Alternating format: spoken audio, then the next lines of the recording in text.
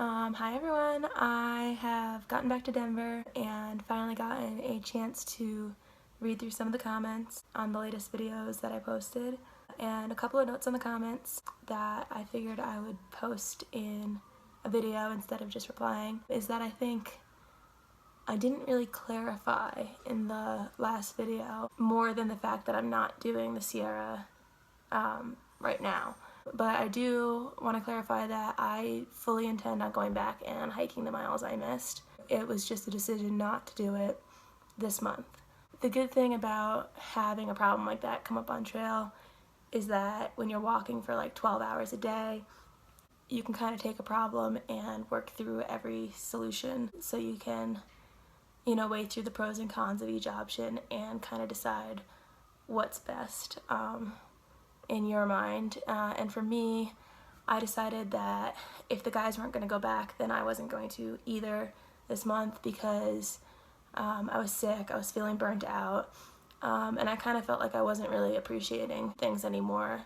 Like we would turn a corner and a great view would just be another view, and a really cool mountain would just be another mountain. And I didn't want to go back to the Sierra in that mindset and not really appreciate it. And it was kind of easier for me to come to that decision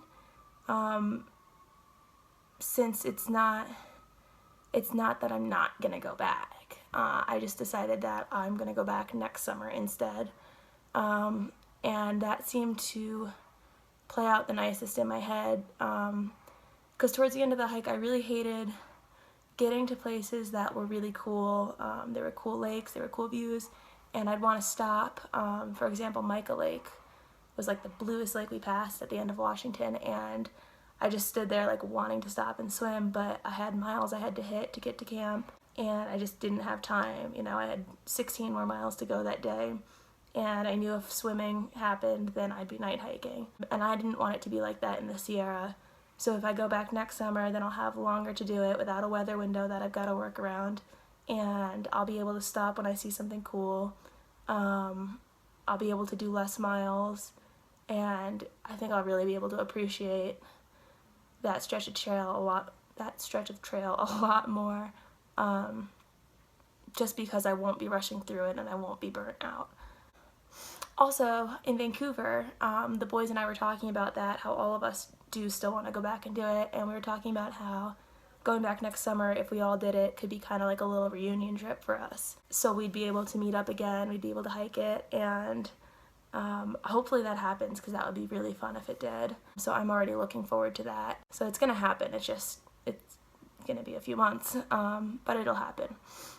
And I have no doubt about that, which is why I don't really regret not going back right now. I think I'd really regret it if I didn't have any plans of going back and hiking the miles, but since I do, there's pretty much no regret on my end in waiting.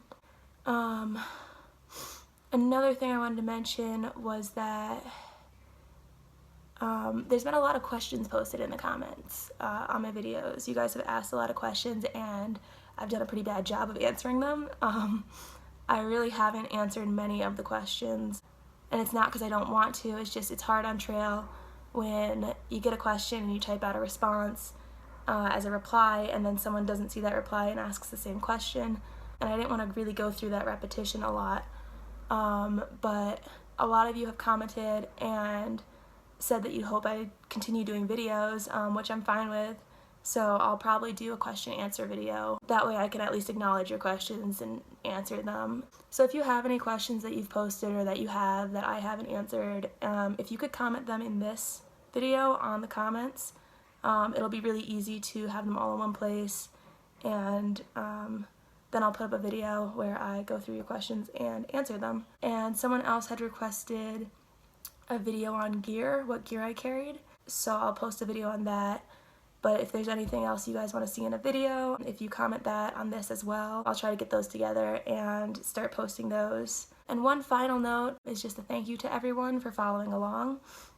I didn't really say that in my final trail video, but you've all been really great and super supportive and helpful. People have come out to trail to do trail magic for us if they live near the area. People have given us rides when we were trying to hitch from places that were harder to come by. You've let us stay with you in certain towns.